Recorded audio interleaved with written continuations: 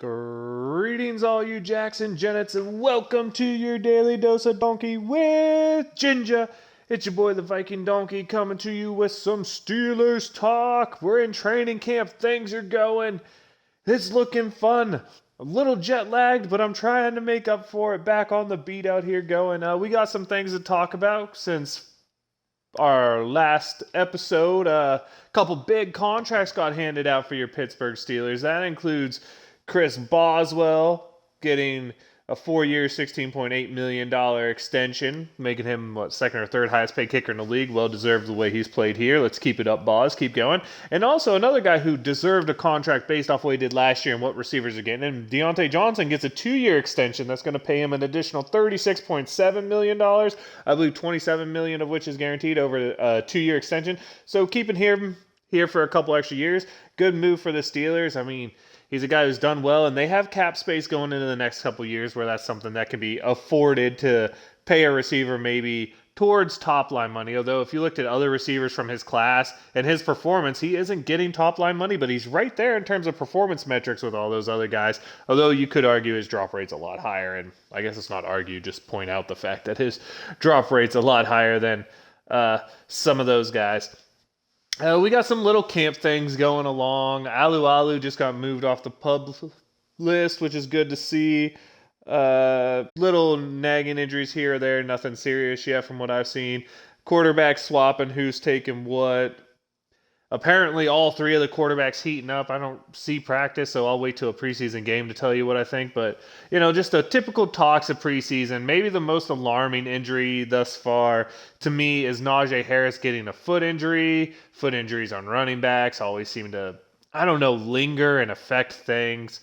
But now that we got the contract things out of the way, we should maybe look into what could be a fun thing to talk about. I don't know. Let's talk about the opening depth chart. Excuse me there. Depth chart. As that's something that's come out and something that probably should be talked about. Really nothing crazy in there. I mean, maybe if you saw George Pickens being listed as a starter, you'd be surprised, but the Steelers listing 3 starting receivers. Most people saw Pickens as the number 3 receiver on this team going in, so I don't think it's much of a surprise, although I've heard people saying it's a surprise here and there. What I will say is I've heard a lot of good things about Gunnar Olszewski out there in the return game, probably solidifying himself a spot if he can just keep looking explosive there. Quarterbacks, break down how you expected. Trubisky, Rudolph, Pickett, Oladokun. Subject to change on when they actually play. I don't think any one of them is going to show up or be so terrible in a practice situation that's going to change anything. I think the preseason games is the only spot you're really going to see that change happen. Benny Snell Jr. still your backup running back. Woo, yay. But maybe the surprise there is the guy who's listed as 4th on the depth chart is the undrafted rookie Jaylen Warren out of, I believe, Oklahoma State. I like the other undrafted rookie, as everyone knows. I've talked a lot about Mateo Durant. I think he has big home run potential. When you talk about Jaylen Warren, you're talking more of a build like Maurice Jones-Drew, a guy who's small out there, 5'8", 220-ish, explosive through the hole, maybe doesn't have that home run thing, but everyone's saying he's looking really good, and hey, if that's the case, let's play him, give him some time. Anyone who can be something other than Benny Snell, unless Benny Snell has somehow changed who he is, I see. Other than that, you look at the depth chart, no big surprise there. Firemouth, Gentry, Hayward, tight end. We have Dotson and Kendrick Green battling it out for left guard when it seems like the rest of the line, unless we add someone, is going to be Moore at left tackle, Cole at center, Daniels at guard, and Okafor on the right side at tackle. Dotson, I think he has to beat out Kendrick. His reading was, sure, Kendrick Green looks athletic, is able to move side to side, but the problem is exactly what happened last year. When he has to line up straight with a defender, he just gets blown out of the play, and is what it is. Not good is what that answer is. Defensive side of the ball, really nothing crazy to write home about. I mean, Ogunjobi being listed as a starter above Wormley, that lets Wormley rotate side to side. I think that's really good. You'll see DeMarvin Leal rated deeper in the depth there. If you want to look at it, I mean, Loudermilk's rated as the backup to Hayward, but I doubt that. You'd see Wormley go in, and I've been hearing Leal looks really good in camp, so you'd have to assume maybe he gets to take over going out there. And then in the nose tackle, you got Alu over Adams. No big surprise there. I guess maybe what you could say is a surprise there is Doug Costin being listed on the depth chart above Carlos Davis. Those are two positions I'm not sure either one was going to make the team, but seeing that could be, I don't know, maybe a little surprising there because they did a lot to keep Davis and try to showcase what he has they like. Linebackers, exactly what you expected, both at the starters and the backups. Maybe you would have preferred to see Buddy Johnson or Mark Robinson, the two younger linebackers, far higher up on the depth chart, but doesn't seem like that's going to be the case. For me, maybe the only surprise on the defensive side of the thing comes with Levi Wallace being listed as the left cornerback starter over Ahkello Witherspoon and Sutton on right corner. I thought you were going to see Wallace and Ahkello both start and Sutton move to the slot, but that doesn't seem to be what's going on right now. Read into it what you will, but that's the thing right there.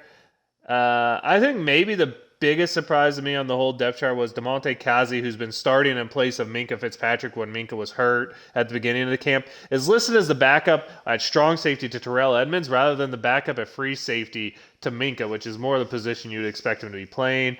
But that could just be by name or by virtue. Who knows what's going on there. But outside of that, I really didn't see anything crazy in the depth chart going on. You probably won't see too much moving on the depth chart until we see preseason games start, which should be coming up very, very soon. And then we'll have some games to talk about. Right now we have camp things to talk about. But like I said, nothing big's happened in camp. There hasn't been any serious injuries for us, which is a good thing. No demanding trades or new contracts like you have going on at Cleveland with Kareem Hunt. So, which, by the way, I believe Kareem Hunt's already a top 15 paid running back, and he's a backup, so don't know how much more money he's going to be able to get out of them. But, yeah, just typical camp things, little nagging injuries, people returning, people getting healthy, some guys showcasing things in practice, but wait till games happen. Let's start judging there. And I don't know if we talked about it, but the NFL appealing the rule of the Deshaun Watson 6-game suspension now puts the ball purely in the court of the NFL. I, for one, am hoping this suspension stays under a season because that means his cap hit starts this year and they'll start owing him $40 million sooner, whereas if he gets a full year, that $40 million will be pushed a year down the road because the contract won't start until next year. So I'm really hoping for like a 12-game suspension is what they end up on, one that seems to just absolutely dismantle the Browns' chances and makes it so Deshaun Watson still gets his contract started this year. Don't know how that's going to happen. I hope it ends in the 12-game one, but if you were asking me, would I rather have the 6-game that's currently there or a full year, I'd take the 6 games every day of the week just because of the implications it has for the Browns going into future years where the Steelers have a better chance, in my opinion, in future years than they do currently. That's all I have going on right now. We'll try to get some more fun stuff going. Hopefully some more football, actual look at player talk to be able to have. But it's that time to do a shout out. And my shout out has to go to Chris Boswell being one of the most accurate kickers in the NFL right now, getting himself paid like he deserves. You take out that one little season out there as a Steeler, this dude has been nothing but the Wizard of Oz, as they say.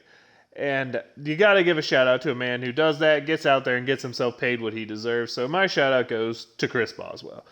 It's time to let you know I am the Viking Donkey. That's Viking_Donkey on Twitch and Twitter. Your daily dose of donkey with Ginger is the YouTube channel. You can leave us a like, leave us a comment.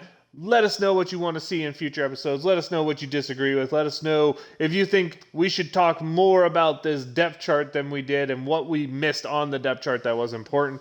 Feel free to let us know. But hey, we're getting close to actual games of football. I mean, we already had the Hall of Fame game, which if anyone watched, woohoo, the NFL with phantom roughing the passer calls, because you might as well just put flags on these guys at this point because you're not allowed to touch them. But Donk Nation, Steeler Nation, it's that time. Wave them if you got them. Here we go.